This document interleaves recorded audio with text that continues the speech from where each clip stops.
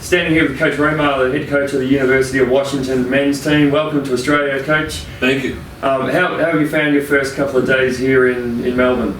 It's been non-stop, that's for sure. You know, today we went to see the zoo. There was some interesting things happened there, you know, with some of the animals. That was a lot of fun. We're taking a class in conjunction with this trip, an anthropology class, so our guys have been seeing some of the sites in that regard. We played the game last night. We came out on the short end. Yep. But all in all, it's been a great trip for the guys. How did the team adjust to the 16-hour flight from San Francisco to Melbourne?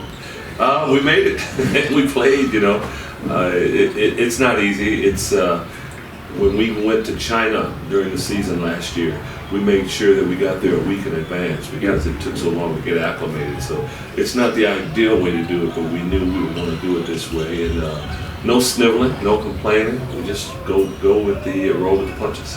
Touching on last night's game against the Dandenong Rangers, firstly, what did you think of the Dandenong Rangers team? And secondly, how do you think your boys perform? What can you get better? What did you take away from the game? First of all, they're a good team. They're well coached. They had some good players.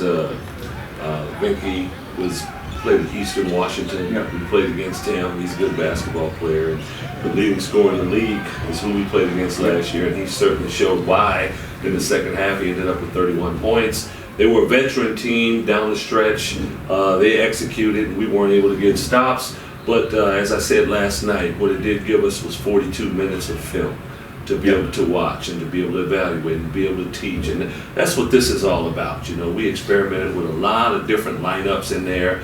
Maybe lineups maybe we wouldn't have played during the season, but again, that's why you do these trips. One of the reasons to experiment, to see what you have, try different combinations, and I thought our guys, for the most part, did a good job. What about maybe for the viewers back home? Maybe explain how the NCAA allow these tours and what the rules and regulations are, and the timing of the actual tours. Once every 4 years, you're able to take a foreign tour. We select where we want to go. Yep. You're allowed 10 practices during the summer. You can practice during any time. It's an 8-week period, I believe, where we can practice and do that. So we kind of split ours up and left them with bulk of them for the week prior to us coming. So we practiced 6 times before we came here. Before that, it was kind of once a week leading up into this. And the last time we went to Spain, France, and Dakar, Senegal. Yep. The time before that, we went to Greece. And this time we're in Australia and New Zealand. So that's kind of how it works with the NCAA. Yep. What about, what are, I guess, a couple of the main things that you hope that you can take away from this foreign tour back to your season next year?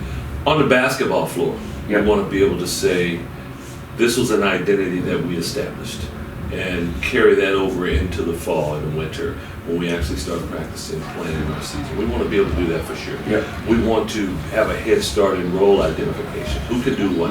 Who can we count on to provide certain things for us in certain situations? Then obviously the things that stick with you for the rest of your life are the cultural experiences that we will have and encounter here in Australia. I think that's probably the big thing, being able to travel with you guys for the 11 days out of here, seeing how the guys can react and having a couple of meals together every day, and I think they're going to become a lot closer in a shorter amount of time. It's definitely a bonding situation, and you know, how do you conduct yourself on the road? Being on time, working together, those type of situations. You grow and you mature as a group when that happens.